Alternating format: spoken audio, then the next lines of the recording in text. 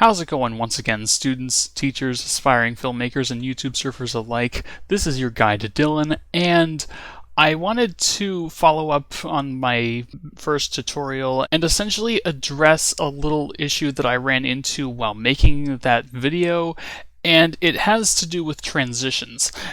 Basically, the problem was I was trying to make a transition occur between two of these clips, kind of like what you're seeing right here. The transition is going directly between these two and kind of overlapping into each, and on some clips that's just not happening. And I was making a video yesterday, basically a highlight reel from my Breath of the Wild game on my Switch, and I finally figured out why that is. So if I get rid of this transition here and enable the trim edit tool, this will allow us to see how much of the clip we are using. So I just used a little bit of the beginning of this clip, and let's see how much of this clip I used. So I used the very end of this clip here. So here's why the transitions were acting kind of weird. You see how there's no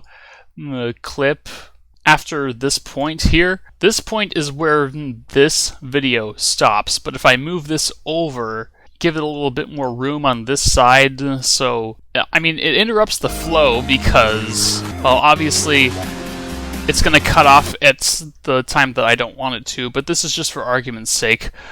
Let's just say you have a few more seconds left of your clip that you don't need, and you just want to go to your next clip. If that's the case, then you can just take your transition, in this case a cross dissolve, and put it directly between these two clips.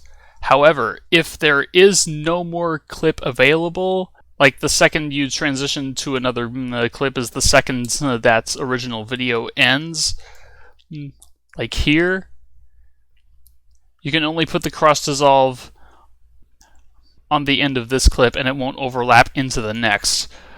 It'll still transition just fine, but you're not going to be able to control the transition as precisely as you would if you had some extra footage in that clip. So generally, what you're going to want to do is just be prepared to make these fading transitions, and make sure you have a little bit of buffer room at the beginning of end of each clip you shoot, and that's basically it. Before the video ends, I just want to see what happens if both of these clips just cut. So just bring this over here. So there's no buffer at the beginning of this clip and no buffer at the end of this one. So let's try and put a cross dissolve there. Oh! Well, fancy that. We can't put a cross dissolve in between two clips that cut off at the end and the beginning. So, yeah, in order to make these transitions work, you need to have buffer space. So, let's just go ahead and undo everything we just did. And that's basically it. So I'm just going to let this play.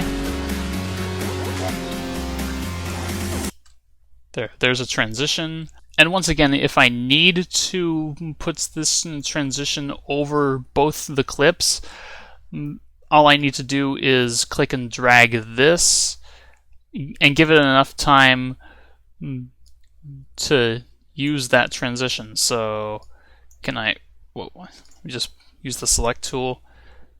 That's not what I want to do. I don't want to change the duration. There we go.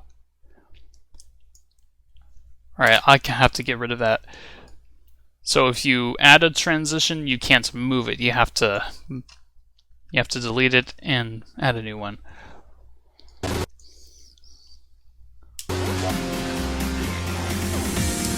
Yeah.